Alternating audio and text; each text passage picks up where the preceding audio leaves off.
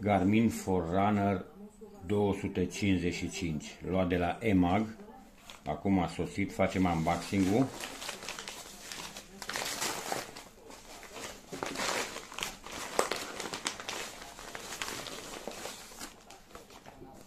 Așa arată cutia.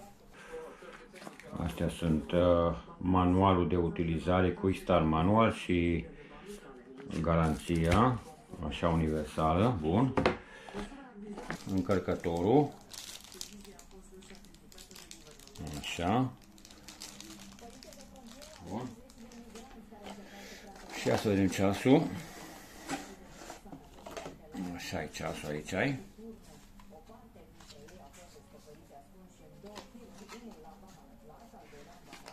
Ia să vedem. Garmin Forerunner 255, ăsta e urmașul lui 235, 245 și așa mai departe. Ultimul e 265, dar are ecran AMOLED și ăla nu-mi place. Așa, bun. Așa arată ceasul. Frumos. Senzorii de pentru puls și oxigenul în sânge, SpO2, așa, încărcarea,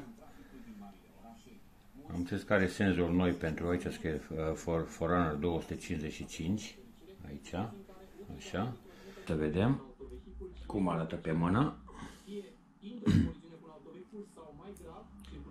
e ok, rămâne și spațiu, o încheietură foarte groasă, așa. Ok, bun. Ia să-l pornim. Să vedem cum se pornește.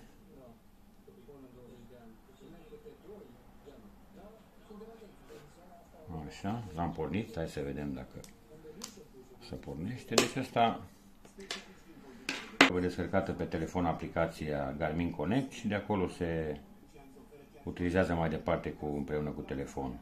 Nu e un ceas deosebit de smart, nici nu vreau să fie smart, voiam mai mult axat pe sport. Așa, oricum dezactivez notificațiile și toate ce primesc pe ceas, că n-am nevoie. Așa, mă interesează numai parametrii sportivi la el. Bateria am înțeles că ține undeva la 15 zile. O să văd, o să-l pun în funcțiune să văd. Bun, deci cam asta e. Cam asta e așa. Așa arată. Sport, fără touchscreen. Are 5 butoane, 2 pe dreapta, 3 pe stânga. Are tot tacâmul de sporturi, de parametri sportivi, de toate chestiile. Bun, ok.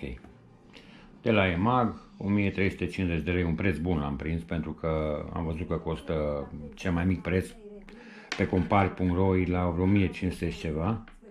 Așa, asta l-am prins la 1350 de lei. Bun. Dacă vreți, toate specificațiile se găsesc pe site, scrieți acolo Garmin 255 și văd toate specificațiile, tot ce trebuie. Ok.